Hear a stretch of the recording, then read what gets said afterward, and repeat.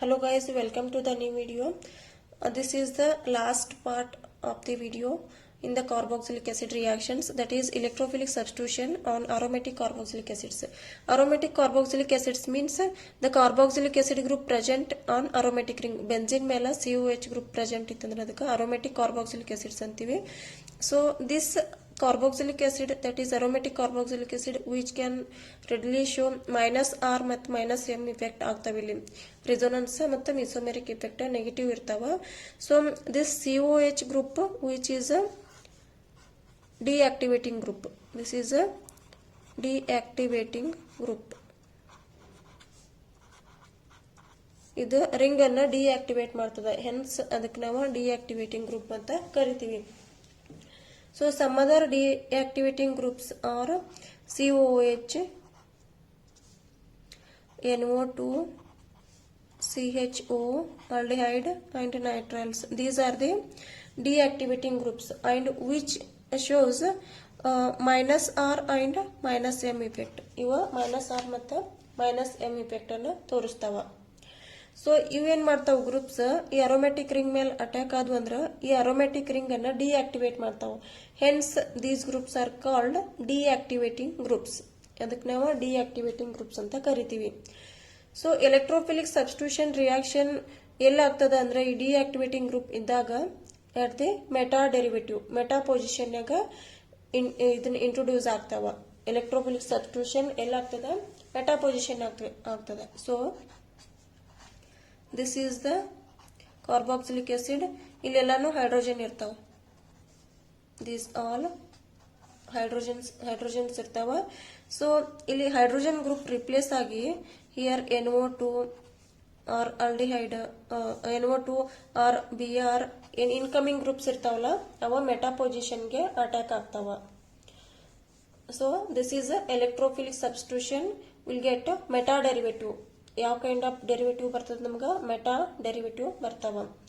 So in that first we will see this is the aromatic carboxylic acids. Carboxylic acid group is present on aromatic ring, hence it is a aromatic carboxylic acids. ಇದನ್ನ ನಾವು nitration ಮಾಡಿದ್ವಿ ಅಂತಂದ್ರೆ by using the nitrating mixture HNO3 and H2SO4.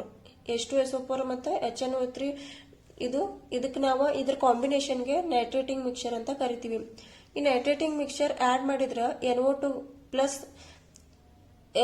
ನೈಟ್ರೋನಿಯಂ ion generate ಆಗ್ತಾವ. This is a electrophile. NO2 plus ಏನೈತ್ಲ ಇಲ್ಲಿ, this is a electrophile generate ಆಗ್ತದೆ. ಇವು H2SO4 ಮತ್ತೆ HNO3 ಕಾಂಬಿನೇಷನ್ ಯೂಸ್ ಮಾಡಿದಾಗ NO2 ಪ್ಲಸ್ ಎಲೆಕ್ಟ್ರೋಫೈಲ್ ಜನರೇಟ್ ಆಗ್ತದೆ.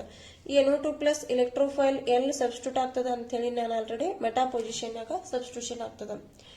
So here V are getting Nitro group at the meta position because this is a COH group is a deactivating group. It deactivates the ring and the incoming electrophile will attack to the meta position. ಇದು ipso position, ಇದು ortho, ಇದು meta position. Meta ಪೊಸಿಷನ್ಗೆ attack ಆಗ್ತದೆ. ಇಲ್ಲಿ nitronium ion ಏನ್ generate ಆಗಿರ್ತದಲ್ಲ, nitronium ion, this is the electrophile which will attack to meta position and we are getting here meta nitro benzoic acid. This is meta nitro benzoic acid.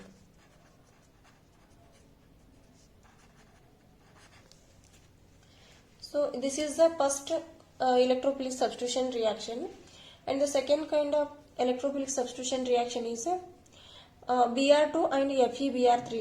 We are adding Br2 and FeBr3. Br2 ಮತ್ತು FeBr3 ಅನ್ನ add ಮಾಡಿದಾಗ ಬ್ರೋಮೋನಿಯಂ cation generate ಆಗುತ್ತೆ. ಬ್ರೋಮೋನಿಯಂ cation generate ಆಗಿದ್ದು ಎಲ್ಲಿ add ಆಗ್ತದೆ ಅಂತಂದ್ರೆ Br will be attacking to the meta position of this benzoic acid ಗೆ meta position attack ಆಗ್ತದೆ. ಯಾಕಂದ್ರೆ this is the deactivating group and the incoming electrophile will attack to the meta position.